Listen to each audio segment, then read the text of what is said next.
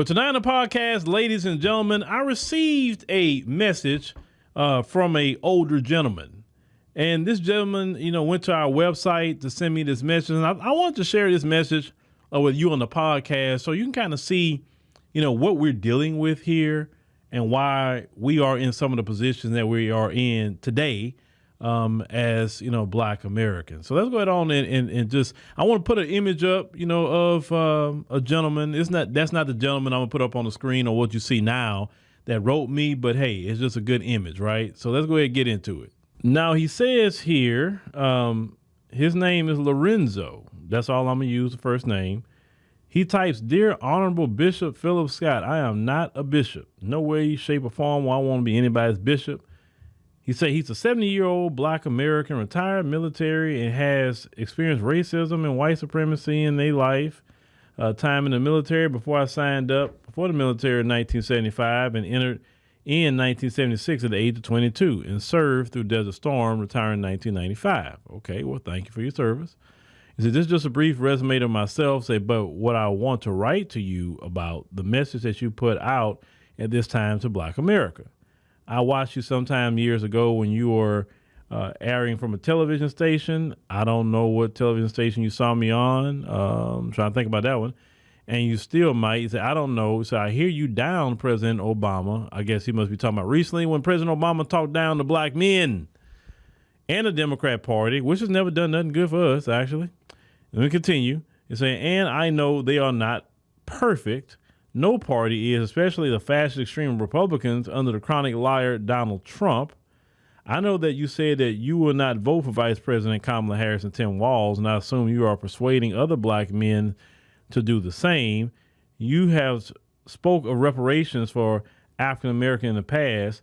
Then just tonight on your African diaspora, you stated that you will look and say at the plan that Vice President Kamala Harris have for Black men to enhance them. Then stated, if I'm correct, that it will not fly in so many words because she's mentioning the word Black men, and you said that she should state freedmen and say, if I'm not mistaken." Yes, I did say that, even though I didn't get into that part of it tonight. He says, "So what is it, Bishop Scott? Should she try again to help African Americans or not?"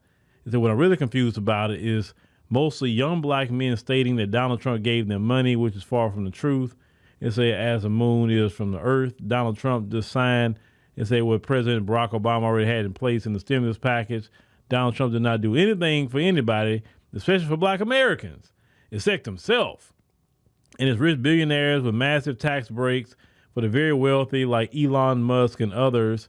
As they inherited an economy from President Obama, which was pretty good if you are honest, after 8 years cleaning up the Republicans' mess. And in my humble opinion, Donald Trump was the cause of hundreds of thousands of people dying from COVID because he was against science, vaccinations, and in the fact, the entire Republican Party at the time supporting this man, in which I bet that he came down with COVID. I bet that he got the jab. It's over 1 million deaths. It's in which a lot of them might have survived if they had been listening to some madman. Well, if you followed the pandemic like I did very closely, and you listened to a lot of medical professionals that said what the pandemic did was expose people's pre-existing conditions, and pre-existing conditions exacerbated the virus and taking people out of here because a lot of Americans are sickly. That's the reason why COVID got a lot of them, just to be honest with you. And then he say, even mentioning injecting, you talking about the bleach thing, right? Well, who would do some stupidity like that? I mean, y'all know Trump crazy. And said, brother Bishop, well, I don't know why you call me Bishop. My main question is, you really going to sit at home November 5th, 2024? Actually, I am, because I'm going to do early voting next Monday. And other misguided Black men and let this psychopath get back in the office. It said that his own staff, many of them are stating, and many other Republicans saying that he's unfit to be our commander in chief and threat to our country and our allies. Are you truly going to vote for, are you truly going to vote for Vice President Tim Walz to set the course for our future and mostly our grandchildren greats? Or are you going to let Trump, a man that has at least 90 plus counts, charged with 39 felonies, destroy our Constitution, in which he stated that he's planning on putting in place Project 2025. This is a complete shill writing me. to become a dictator. It's in which he really wants to become, and say that we will not have to vote anymore, put Vice President Harris in the White House, and we can get reparations passed if you vote down ballot tickets. That's a lie. That's cap. It said by Democrats keeping the Senate and increasing it, taking back Congress, and the great John Lewis Voting Rights Act will be passed. The George Floyd police reform will be passed, because if you don't, and this is all black men, everybody else is America, if this madman gets in office again, in my humble opinion, and say, you think things is bad now? My brother, you haven't seen nothing yet. It is bad. Being a dictatorship, he will open up the gates of hell. Oh, God, Trump is that powerful. It's on the American people, in my opinion. It's and if you think that black men and women is being killed by police officers under Trump, he has already stated in so many words they'll be able to kill people of color just by looking at us. When did he say that? I haven't heard him say that. I truly believe black men wake up this time.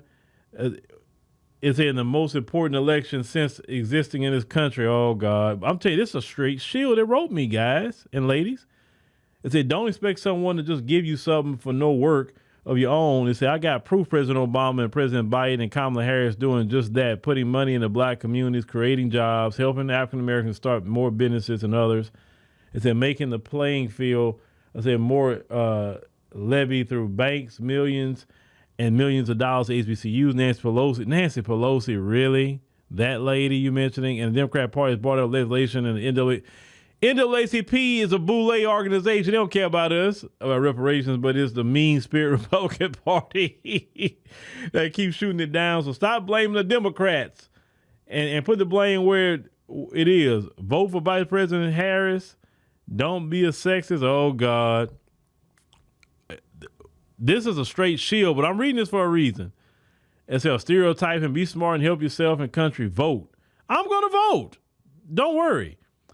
Yours truly, Lorenzo, and man like others, believe me, who fought for this Constitution, and saying, I know it's not a perfect, and say, but nothing is but God Almighty. Said, my dad operated a machine gun and one aircraft in World War II, and I had uncles, a brother in Vietnam. I'm sure do not want this freak, and say, in my humble opinion, that don't respect men and women in uniform, is calling us suckers and losers, and disrespected a war hero, Senator John McCain, and that he had the audacity to state that the Medal of Freedom is better than the Medal of Honor, gave the Medal of Freedom to such people like Rush Limbaugh and Jim Jordan. Give me a break.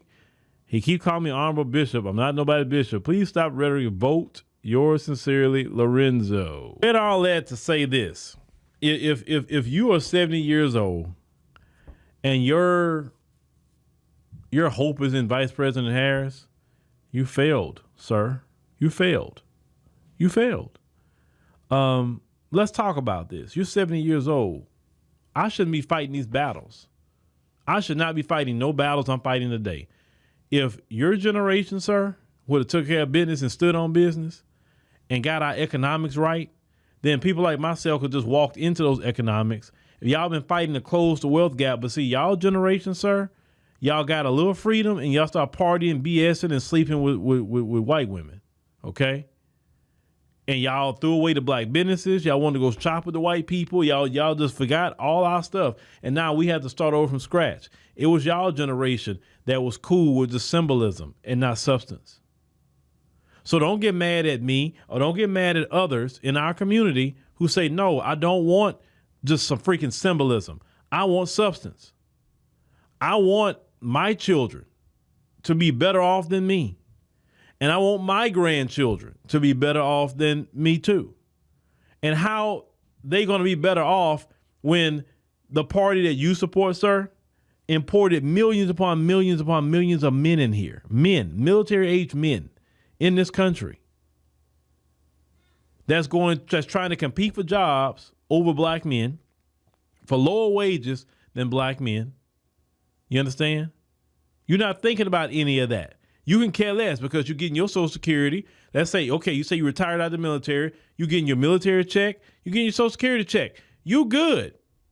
If the majority of black men was getting a Social Security check and a government pension check, we wouldn't talk about much either. You're comfortable. And see, that's the problem with people like at your age, sir. You're comfortable. You grew up in a time period Well, the American dreaming was there for you. When you got out of the military and all of that, you probably had a VA loan or something like that. Black people had homes, not apartments, homes in your age bracket, right? A lot of you are still even sitting on those homes. Matter of fact, your generation, they say, is holding on to the majority of the wealth. You won't give it to your children. You won't let it go. Your generation don't even want to let go power and let the young people come in and do what they got to do to fundamentally change America. So, sir, no, sir. We got to look out for our generation, and y'all had y'all chance to help us out. Y'all didn't want to. Not saying you as an individual, we talking about the collective of you. Y'all didn't do that. So now we stuck on our own as a community. We stuck. And we're going to make things right. We're going to make it right. But the deal is, what I'm saying, just stay out of our way. Just stay out of our way. You had your chance to help. You didn't do it. Cool. Collect your military pension, collect your Social Security, enjoy your life. Go travel, do whatever you're going to do. But for the rest of us, we got to deal with the Democrats. We got to deal with them. And a lot of us are going to vote. I have been promoting voting. Now, you say about convincing other people to vote, not vote for her. I just put out the facts. I say what I'm not doing. I always say, hey, you vote for who you want to vote for. That's your voting rights. There are people that listen to me right now that's still going to go vote for her. That's their business. That's their right to vote for if that's they choose to do. But I put out information that's going to help out Black America. And that's why you sit up here and typed all that mess to me, because you know what I'm saying is right. Because you know if it was far-fetched, wrong, or crazy, you wouldn't be even taking your time out to write me like that. You understand? Now, younger people are saying this. Just as much as y'all had the Civil Rights Act and the Voting Rights Act, and that was like y'all accomplishment in your generation, well, we trying to accomplish reparations in our generation. That will be equivalent to your Civil Rights Act. We got to get that. We know we can't live off of what y'all accomplished. We got to accomplish our own. We need an anti-Black hate crime bill. We need Black Americans made whole. We got to get that. And if you're not going to assist us in helping us do that, then just enjoy your checks and live your life out. I'm cool with that. But we're not going to stop. I'm not going to stop talking about these situations. Okay, and if Trump get in office, okay, cool. He get in office. It doesn't mean we don't talk about Black people no more. It doesn't mean we don't try to get nothing out of Trump. See, that's what a lot of the people in your generation did during his administration. When he got in office, I ain't asking him for nothing. Forget that. Oh, yes, we are. Hey, Trump. Okay, now you in office. Hey, man, Black people need this and that and the third. He's not off the hook if he gets in office. No, he getting asked just like anybody else. Hey, we need this, we need that. So, but y'all, this kind of people that write, that's like a Shill. I mean, literally went through every Shill talking point. Every Shill talking point. But this like type of stuff I have to, read and endure, ladies and gentlemen, just for y'all. But you know what? I'm here for it. I enjoy it. Shills, sometimes I may read your stuff, sometimes I may not. But I will tell you this, Democrat Shills, your girl, Kamala, her back is against the wall. She's down about 5 minutes, almost about 5 minutes left in the fourth quarter. And I'm anxious to see this interview with Fox News, because we don't know what's going to happen at that interview. What if that interview be the interview that implodes her campaign? Because you saw how 60 Minutes interview wasn't too nice to her either. But Fox, they've been itching to ask her questions. So let's see what happens. Let's see what happens with that. I know it's supposed to come on tomorrow and everything, but Democrat Shills, no matter what age you are, we doing something new. So just go vote for your girl in the election and just leave us alone.